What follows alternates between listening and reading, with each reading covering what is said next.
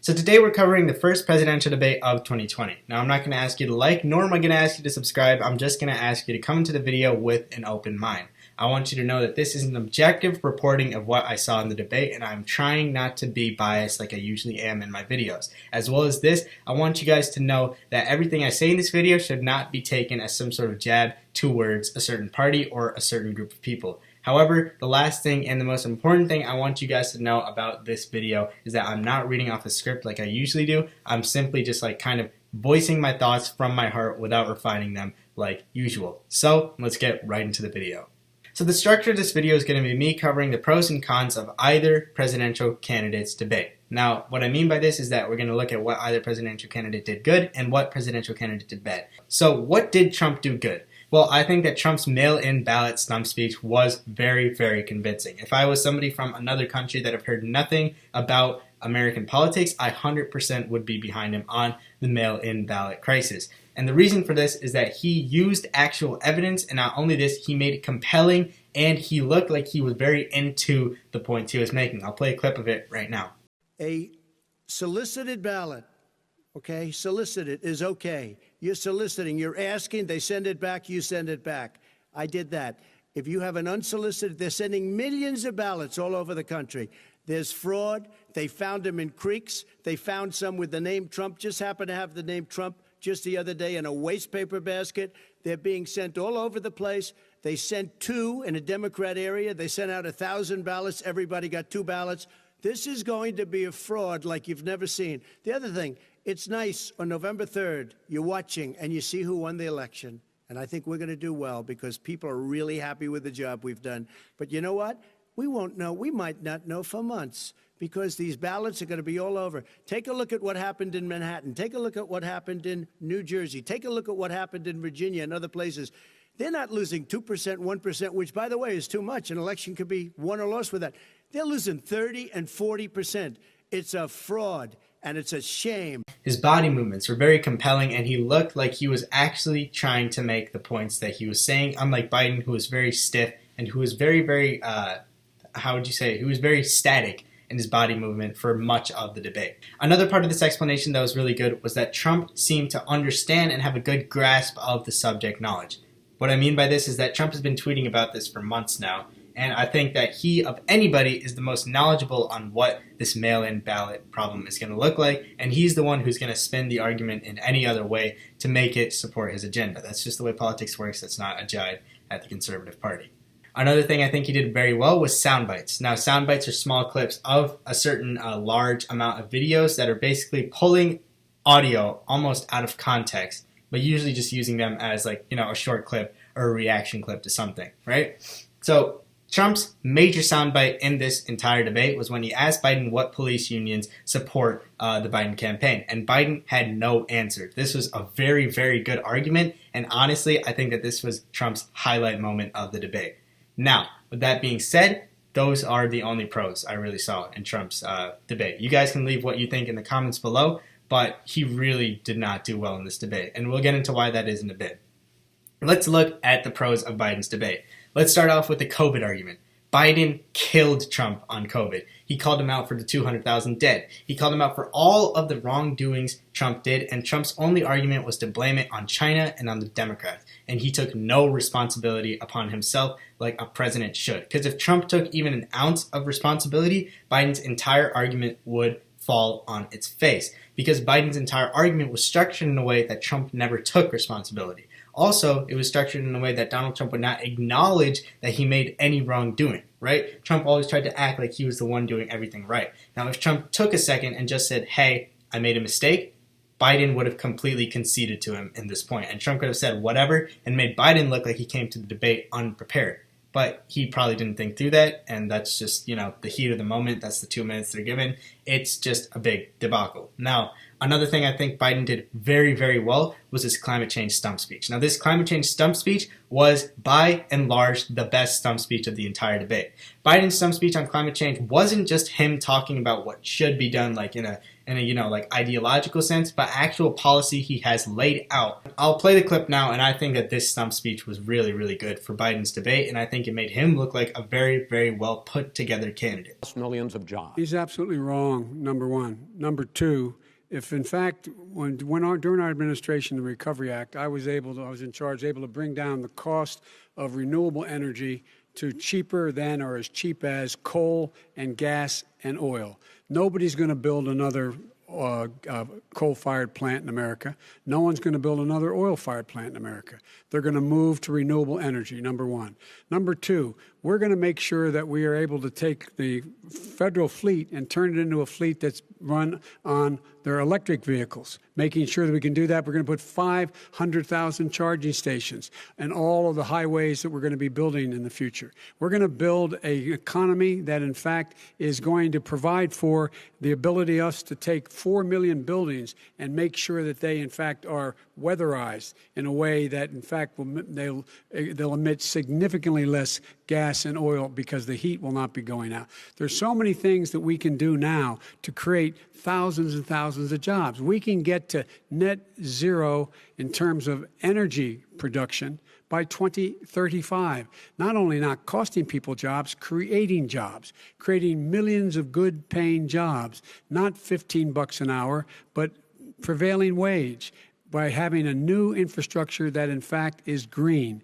And the first thing I will do, I will rejoin the Paris Accord. I will join the Paris Accord because with us out of it, look what's happening. It's all falling apart.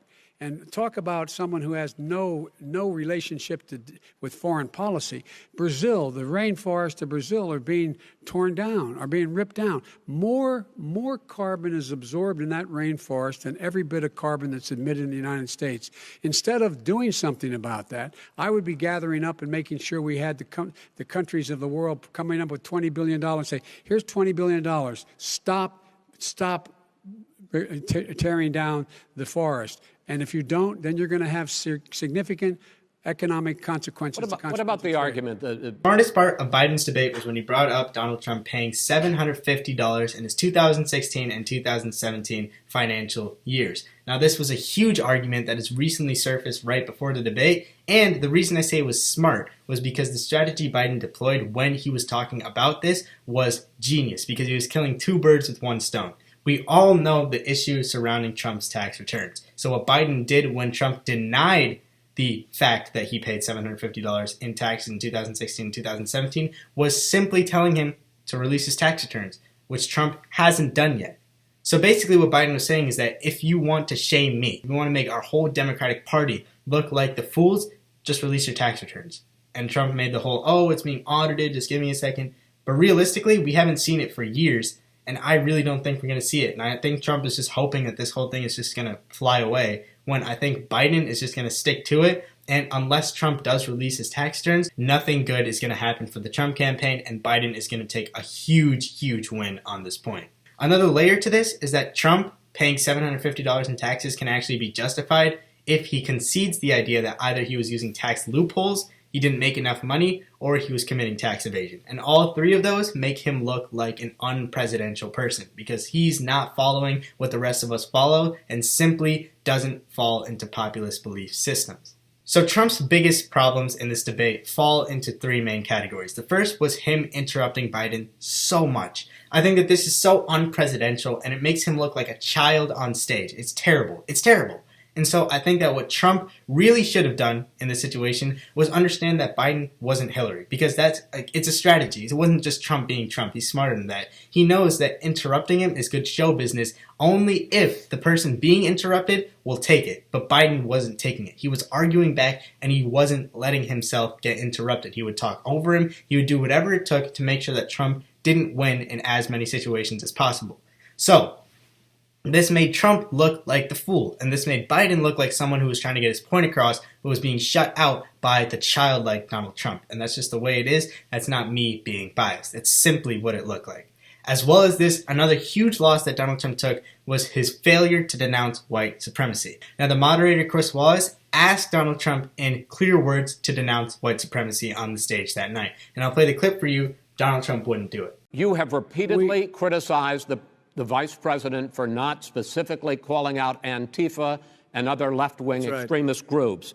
But are you willing tonight to condemn white supremacists and militia groups and to say that they need to stand down and not add to the violence in a number of these cities, as we saw in Kenosha and as we've seen in Portland? Sure, Are you I'm willing prepared to to do that, specifically but do it? Well, I go would ahead, say sir. I would say almost everything I see is from the left wing, not from the right wing. So what are you saying? I'm willing to do anything. I want to see Well, peace. then do it, sir. Say it. Do it. Say it. Do you want to call them? What do you want to call them? Give me a name. Give me a White name. Go ahead. supremacists and Who would white you like me to supremacists. condemn? White Proud Boys. supremacists and right-wing Proud militia. Boys, stand back and stand by. But I'll tell you what. Somebody's got to do something about Antifa and the left, because this is not a right-wing problem. His This own is a left-wing. FBI director This said is a the threat left-wing of Go ahead, problem. let- white go ahead, sir. supremacists. Antifa's an idea, not an organization. Oh, you gotta be not kidding. militia. That's what Oh, really? his It's an idea. FBI, Okay. FBI director. Gentlemen? Now you might say, he said, sure. He said, what do you want me to say? However, he did not come out and say clearly that he denounces white supremacist or fascist groups. And on top of that, he pivoted to say that the Democrats were the problem. And that made him look terrible. Now, this is going to be terrible optics for him because in the first sense, Donald Trump is saying that some of his supporters are white supremacists. Because other than that, he has no reason to say it. No, 3, 2, 1. This exposes two main parts of Donald Trump's campaign. Number one, that some of his supporters are racist, period. If you knew all of his supporters weren't racist, he would have no problem saying it. But if you're a politician, you have to appeal to your base. And if Donald Trump said something like that, he wouldn't be appealing to a significant portion of his base. And that's just the sad fact that we live in today. On top of that, even if we make the rash assumption that nobody in Trump's audience is racist, then that just means that Donald Trump himself is a racist if he's not willing to admit that, right? So I don't really think that this looks good in any way on Donald Trump's campaign, and I think in the near future they will come out and they will make him say, oh, I hate white supremacy, because this is going to be terrible on his record. The last issue I had with Trump's arguments were his failure to do anything on the climate change issue. So this time he wasn't coming out saying that climate change was fake, but what he was coming out and saying was that he's going to do this big thing of planting 1 billion trees called the Billion Trees Project. And it sounded like he just made it up on the spot, guys. Like, it didn't sound like he was really going to plant those trees. He didn't really give well thought out plans on how he was going to do it. He didn't say what type of trees. He just said, the Amazon's being cut down. We need more trees. It helps the oxygen. Like, everybody knows that. That's like a 3rd grade level of understanding of climate change. So I think if Trump actually displayed policy that he knew would work instead of just saying one plan, the billion tree plan, and it would have made Biden's very compelling argument a little weaker. Now let's look at what Biden did wrong in this debate. He did a lot wrong. For one thing, Biden was stuttering a lot, and as we all know, Biden did have a stutter since he was a kid, but it still makes him look like he might be a little slow on the speech side of things. That's not really something we can hold against him because, like I said before, it could just be a problem he has with his health. Biden also didn't do well in countering Trump's mail-in ballot voting argument, because I think if Biden even made a good counter-argument towards that, there really would have been no Trump doing very well on that argument issue, and Trump really would have no strong points in the debate. But since Biden didn't really have a good counter to that, he basically fell flat in his face. But the biggest issue that Biden had was not being able to name a single police union that supports him. I'll play the video now, but this is just embarrassing for Biden. We have to have community policing like we had before, where the officers get to know the people in the communities. That's when crime went down. It didn't go up, it went down. And so we have to be engaged. That's not what in they're prevention. talking about, That's- Chris. That's well, not what that- they're talking about. that's He's talking exactly- about defunding the police. That is not true. He doesn't have any law Would you- support. look, he has no law enforcement That's not support. true. Almost That's nothing. not. Look, Oh, really? Who do you have? Name one group that supports you. Name one group that came out and supported you. Go Look, ahead. look. Think. We have time. we don't have time to do No, anything. think All right. about it. Look, Name folks, one law enforcement group that came out and I supported think, gentlemen, you. I think I'm going to take back the There aren't. moderator's I don't role, think there are any. and I want to get to another subject.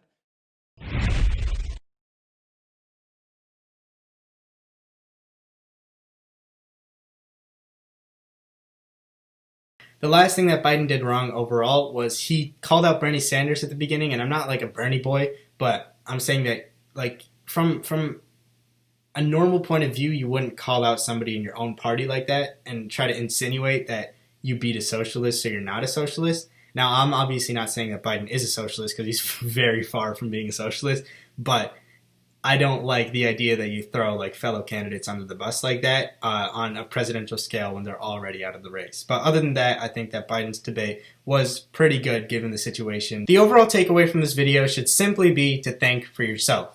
I haven't said this in the video, but you do not have to religiously follow your candidate. A lot of Trumpians and a lot of people who support Biden will simply support anything they say no matter what, and this is not a good thing to do. In this election, we're picking the lesser of two evils, no matter which way you look at it, and I think to make sure in the future that we can all have a president who represents our ideas as a nation, we have to educate ourselves and push those who actually support us to positions of power instead of being won over by these big words and big phrases. Something we should all do is make sure that we educate ourselves on the topics when we have the time. So watch YouTube videos, read articles, do whatever you can to make sure that the news you are getting is factual and to form your opinions based on that news. And not only that, but you should try to make a change in your community and make sure that everyone understands that there is some sort of change that needs to be made to make sure that our election cycle and our process of picking a president is better in the future for not only the candidates, but for us as a whole. Thank you guys for watching and have a good night.